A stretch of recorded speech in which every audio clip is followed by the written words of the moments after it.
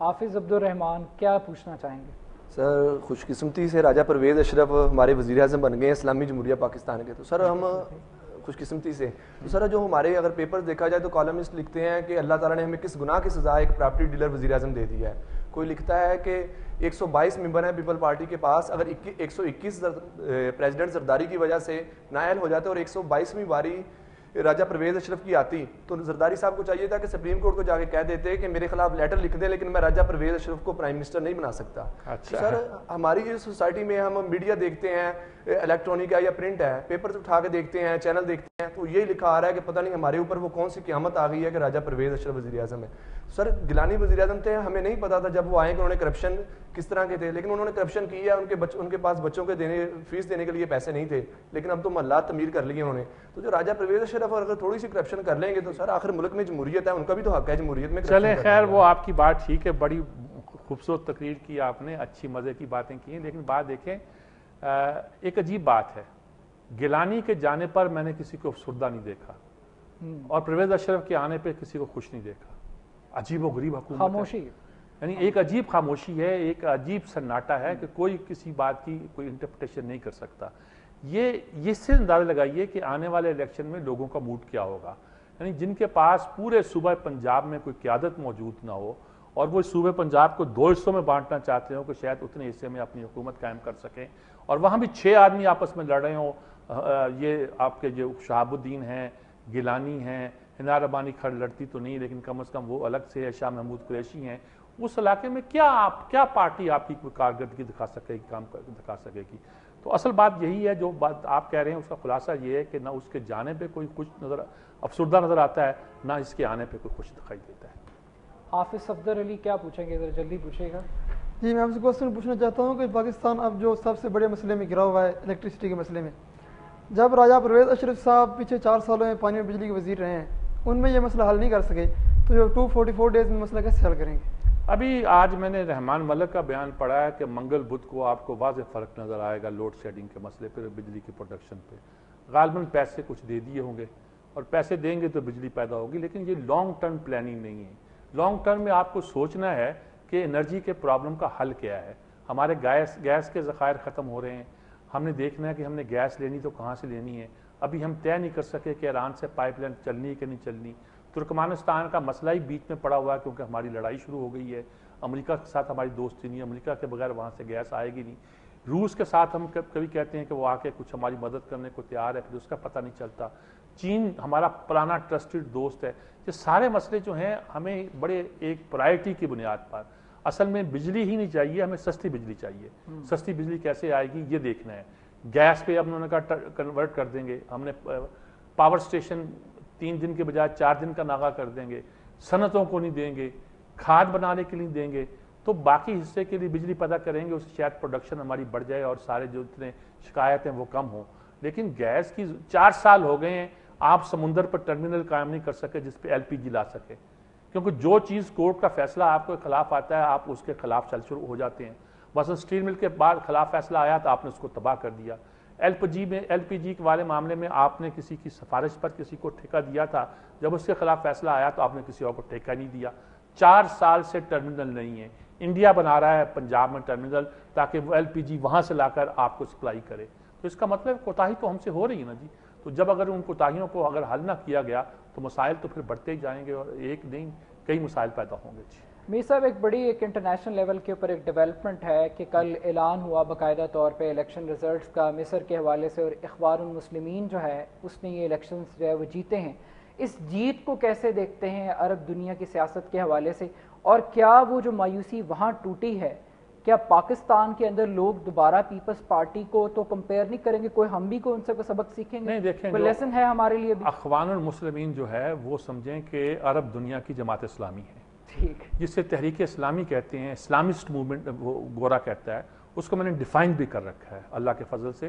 اس کے 4 میں نے بنائے ہوئے ہیں کہ دین و دنیا ایک ہے, دین اور سیاست ایک ہیں, اور دنیا کے معاملات میں اہم ترین کرنے کا کام میں سے سیاست سب سے اول ہے, اور نجات اخروی کا دار و مدار اس کام پر ہے جو آپ دنیا اور سیاست کی خاطر کرتے ہیں.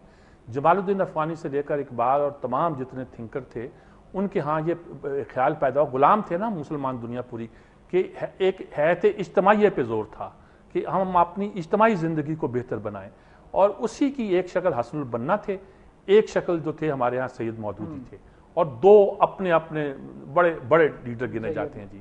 اور ہمارے سید مودودی جو تھے وہ تو ایک ڈیموکریٹک پروسیس میں بلیو کرتے تھے، اخوان نے ہر طرح کا تجربہ کر کے دیکھ لیا، انتہا پسندی کا بھی کر لیا، وہ ایک ماڈریٹ تھے۔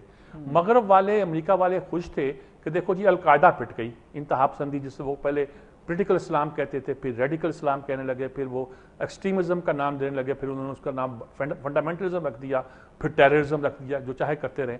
انہوں نے کہا جی یہ جو پیراڈائم تھی یہ ختم ہو گئی القاعدہ والی، اب ماڈریٹ اسلام آ گیا، ترکی والا آ گیا۔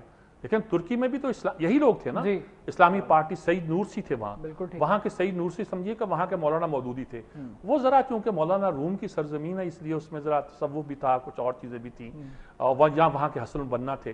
ان کے بعد یہ فتح اللہ گولن آئے جنہوں نے تعلیم کے ذریعے اور ایک انقلاب لے آئے ترکی پر، اور آہستہ آہستہ اتنی قربانیوں کے بعد ترکی میں ایک ایسی حکومت قائم ہوئی جس کو ویسٹ بھی تسلیم کرتا ہے، جس نے جرنیلوں کو بھی نکیل دی ہے، اور جس کی وجہ سے وہ سیکولر سسٹم جو ان پر مسلط تھا اس کے اندر سے ایک اسلامی روح بھی بیدار ہوئی ہے۔ تو ان کا خیال تھا کہ یہی ماڈل چلے گا اور آگے بڑھے گا۔ لیکن جہاں آ کے ان کو پریشانی یہ ہے کہ اسرائیل کو تو ذرا بھی خطرہ جو ہے قابل قبول نہیں ہے۔ وہاں پارلیمنٹ میں انہوں نے 40% سیٹیں جیت لی اخوان نے، کسی کو یقین نہیں تھا۔ 25% سلفیوں نے جیت لی۔ سلفی سمجھے کہ وہاں کے وہابی ہیں، جو وہابیوں کو سلفی کہتے ہیں، وہ سعودی سسٹم کے تحت وہ اور بھی شدید تھے، تو 65% سیٹیں وہاں کے مسلمانوں نے جیت لی۔ سب سے بڑا چیلنج کیا ہے آج اخوان المسلمین کے لیے اس کے مشن کو کمپلیٹ کرنے کے لیے؟ اس میں ہوا یہ ہے کہ اب جب وہ سیٹ جیتی تو انہوں نے پارلیمنٹ کو ختم کر دیا۔ ٹھیک ہے، پارلیمنٹ کو یہ کہہ کے کورٹ نے ختم کیا کہ صاحب جہاں جو انڈیپینڈنٹ سیٹ تھی اس میں ہی پارٹیوں نے الیکشن لڑے۔ محمد مرسی کہتے تھے اگر یہ بات ہے تو آپ ان سیٹوں پہ دوبارہ الیکشن کرا دیں، انہوں نے تمام الیکشن نل اینڈ وائٹ کرا دے دیے۔ فوج سے اقتدار لینا کسی ملک میں بھی آسان نہیں ہوا کرتا۔ وہ لوگ کہتے ہیں جی مصر کو پاکستان بنایا جا رہا ہے، یعنی گویا فوج دخل دے رہی ہے۔ وہاں ہوا یہ کہ فوج نے اس کے بعد صدر کے اختیارات جو کرٹیل کر دیے، آئین سازی میں، قانون سازی میں بہت سے 4-5 معاملات ہیں جس میں انہوں نے کرٹیل کر دیے۔ اس کے باوجود بھی ہمت نہیں ہو رہی تھی کہ محمد مرسی کا اعلان کریں کہ وہ جیت کے آئے۔ جی بالکل ایسے ہی تھا۔ اب وہ بڑی مشکل، جب وہ التحریر اسکوائر پہ اخوان مسلمین اکٹھے ہو گئے تو انہیں نظر آیا، الجزائر میں کر لیا تھا اس زمانے میں، تو اب تب مشکل نظر آیا، اب نظر آیا تو انہوں نے یقینی طور پر ان کا آنا، لیکن چیلنج کیا ہے؟ فوج سے اقتدار لیا جائے۔ چیلنج یہ ہے کہ کس طرح اس ایسے مزاج قائم کیا جائے کہ مغرب بھی اریٹیٹ نہ ہو اور اندر بھی وہ روح قائم ہو جس کو اسلامی روح کہتے ہیں۔ دیکھیں مراکو میں جیتے ہیں، ٹیونس پہ جیتے ہیں، انہزہ جیتے ہیں، انہزہ والے جیتے ہیں، جس کو انہزہ کے میں نے ایک طرح کی بیداری کے ہوتے ہیں جسے نہضت الخمینی ہم کہتے ہیں، وہ جیتے ہیں۔ وہاں اس پارٹی کو ایکسیپٹ کیا جا رہا ہے، اگرچہ کہتے ہیں وہ بہت ماڈریٹ ہیں، بلکہ مراکو والے تو بہت ماڈریٹ ہیں، وہاں تو ٹورزم بہت چلتی ہے، اور وہ کہتے ہیں جی بکنی پہننے پر پابندی نہیں لگے گی بیچ پر، وہ کہتے ہیں شراب پہ پابندی نہیں لگے گی، وہ کہتے ہیں سود پہ نہیں لگائیں گے، ماڈریٹ لوگ ہیں وغیرہ وغیرہ۔ ہر ایک اپنے اپنے مزاج کے تحت اپنے اپنے اسلامی مزاج کو جس طرح کر سکتا ہے وہ لانا چاہتا ہے، مغرب کے لیے ایکسیپٹیبل نہیں ہے۔ اخوان کا مسئلہ یہ ہے کہ اخوان کی کوئی کئی سال پرانی 84 سال کی سٹرگل ہے، بڑی مار کھائی انہوں نے ان سارے جمالائٹس سے، جمال عبد الناصر سے لے کر جہاں تک انہوں نے بڑی مار کھائی ہے۔